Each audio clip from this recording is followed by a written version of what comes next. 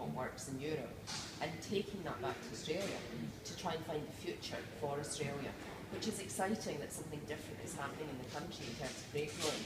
Yep, and I think the Italians and the French and the Spanish should appreciate the fact that the Australians are coming over, because in the last generation or two, there's been a fantastic interplay between the two. There was a time when people like the French and the Italians just looked down their nose at someone like the Australians or the Californians or the New Zealanders and just said, oh, it's not wine, it's Coca-Cola kind of thing. You know. I hope desperately those days are long gone, because they've got an awful lot to teach each other. And particularly, as you say, there's a lot of Australian winemakers with roots in Italy, there's some Spanish and Portuguese ones, there's some Dalmatian, Croatian type ones, and there are some Greeks. And all of those, probably, from the ones I know, they will relish their European roots. And in terms of, let's say, adding a bit more texture to some of those Australian wines, maybe a bit more chewiness, a bit more challenge maybe to some of those Australian wines, a little bit of the strands of the European birthright help. Yeah. Italian reds need a bit more thought on the whole, or a bit more food to really work. Now if you bring that back, I mean this is what happens with things like the Nebbiolos that are made in Australia. One of the reasons that they are easier than most of the ones that are made up in Piemonte is that they've kept a fair amount of the tannin, but not all the tannin, but they have added flesh. And this is where Australia wins so often. There's all the new generation, they understand what Barbera and Sangiovese and Nebbiolo and Aglianico and these, they get it.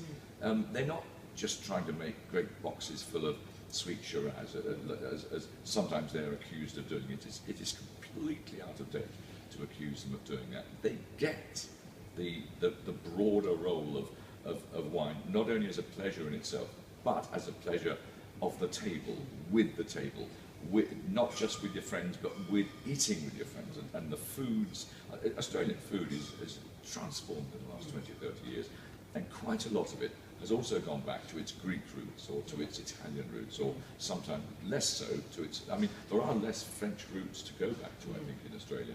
If you looked at the European roots, they're much more Mediterranean than sort of French and North, even though some of the great original settlers were from places like Switzerland, but that's from quite a long time ago. I think that the influence of people, Italian Australians, going back to Italy, enjoying finding their roots, reveling in it, and taking those sort of strands wrapped around their shoulders as they get back on the plane to Australia, and they get back to their winery, and the strands of their distant past come with them. And interestingly as well, partly very European linked, and terroir is not necessarily a word that we would have heard associated with Australia even 5 years ago. Now the soil, the vineyard, the sense of place, and the authenticity of trying to bring a wine from that particular vineyard is now, it seems, very at the forefront with a lot of Australian winemakers and grape growers these days. Would you agree with that? I think you're absolutely right. The sense of place, terroir is a funny old word, because you know it's still the only word, and nobody really knows what it means. We all have our different views, but a sense of place, a sense of somewhereness, and somewhereness is not only the soil and the sun and the wind and the rain, but it's also you and me here, and the grape growers there, and the people who work in the wine. It's the whole damn lot. And Australia is much, much more sensitive to that now than it used to be. The Californians and the Australians were very much in the forefront of saying, oh, Earth's just dirt. It just holds water and that's what it does. Now, but that is long gone. The new wave of Australia, again, as I said, the new wave is not an age thing, it's a state of mind thing. The new wave almost swings too far. Australia always swings too far. I mean, you know, whenever there's a pendulum in Europe going like that, the Australians will manage to make it go like that. And like with the Chardonnays they were making 3 or 4 years ago, having gone from nice golden, rich, pineapple-y, spicy, vanilla-y things there, they went bloop over to there to the kind of battery acid, kind of 12-degree alcohol stuff coming out of places like the Yarra Valley, stinking of matchstick sulfides, and you just think, how did that get a gold medal? Oh, because it's fantastic, it's the best Chardonnay in Australia, but I can't drink it. Ah, that's your problem, it's still the best Chardonnay. And me thinking, it's not my problem if I can't drink your wine, it's your problem. And now it's come back, and Australian Chardonnay in the last 2 or 3 years is beginning to lead the way again on Chardonnay. New Zealand Chardonnay has been excellent for donkey's years. Australian Chardonnay has done that pendulum and seems to be settling in a very, very nice place at the moment. And it's starting to talk about this particular vineyard, that particular block of land. And if you go to Mornington Peninsula or Yarra Valley, or Margaret River, 3 places which have got a strong sort of white performance, particularly Mornington and Yarra, you're talking about single vineyards, you're talking about blocks of those vineyards. You're going in and seeing 3 or 4 rows which are different, and it's been kept different separate in the winery, and it's on the label often. This block, that block, this little chunk here, that little bit there, and you taste them and you think, yeah, they're all, you'd have blended them all together 10 years ago, and they say yes, but now we want people to say that block makes this flavour, that block makes the other flavour. So instead of Australia, always used to be about the sum is greater than the parts, and again, good old Australia, backwards and forwards, they've now suddenly gone mad about this. The part is more important than the sum. Not always the case, but there's lots of people now saying, just as if they were in Puligny-Morachet or Meursault, saying, but Les Perrières is different to Les Charmes, and here's why, and I'm going to keep them separate, rather than in a negotiation way, say, oh, shove them all together, we'll just make more wine.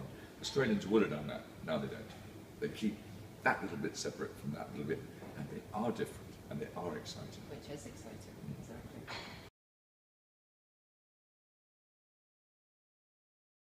I was like my 2nd or 3rd week working in the stores in Orbins, and John Ratcliffe had done a deal on BV Shiraz, and in those days in Orbins we don't do it to our guys. Actually, I think it was a good thing in Orbins, but we're not like that here. But in Orbins we used to get what's called a forced allocation, so the head office would just decide what you were getting. We were in a huge shop in Edinburgh, and the manager was moaning because he was getting sent something like 10 pallets of Australian wine. From maybe we had 1 drop of Australian wine in the shop, and suddenly the lorry turns out, we used to be like a 25 pallet delivery shop, and half of the lorry was Australian wine, and it was BV Shiraz and a couple of other things, but mainly BV Shiraz, and we all kind of took off the lorry. It looked quite nice, it looked flowery label, and nothing like what with anything else in the shop. And then these massive kangaroos, like life-size kangaroos coming off the lorry, and then the hats with the corks and everything. And we'd never seen anything. Like the guys in the store were like, what the hell is happening? And basically the instruction from head office, which was typical of bins, open a bottle, lads, try it and sell it. That's the job. And a few lines on the wine.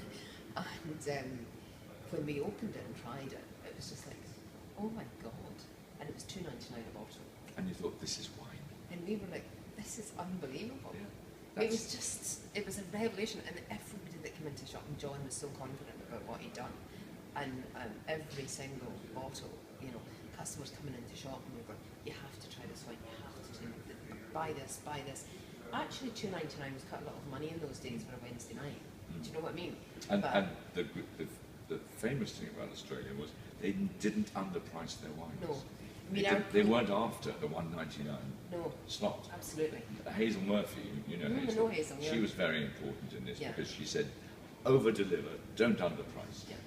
And she was like, year by year, and open that bottle, open. She used to tour the country, and she wasn't touring the country going to wine shows. She'd turn up at the county show, she'd turn up at the antique furniture show, she'd turn up at the gardening show. And there she'd stand open bottles of Australian wine, and all these gardening enthusiasts having Australian wines, first time they'd ever had a wine tasting, and they thought, that's wonderful, where do I get that? OBriensWine, Threshers, O'Brien's, wherever. And suddenly she'd made 100 converts by going to a gardening show. She did that day after day after day. No, absolutely. But it was the wine itself that won people over. Because in those days we were selling Côte de Périac at $1.99 a bottle. That was the go-to, Languedoc red, cheap and juicy and fruity. And that $2.99, I remember people trying that and going, oh my God, the fruit, they had never tasted Much anything juicier, like it before. much fruitier. Yeah. The Côte de Périac, because that would have had a quite rustic old chewy edge to it. And yet the Shiraz comes on, and it's the juiciness just coats your mouth with pleasure. It sort of lifts your lips up, and you can feel your face going into a smile just at the sheer joy of the flavour. That's what the Australians did more before anybody else did. And do you think that the new wave Australia today is poised to do the same again for a new generation of wine drinkers? I think Australia is not going to attack the complete virgins in the same way.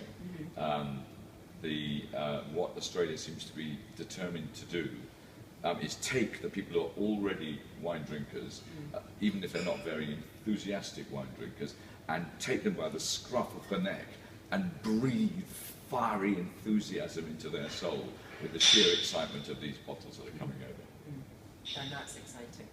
It's the way forward for Australia. Welcome back Australia, because we've missed you. Absolutely.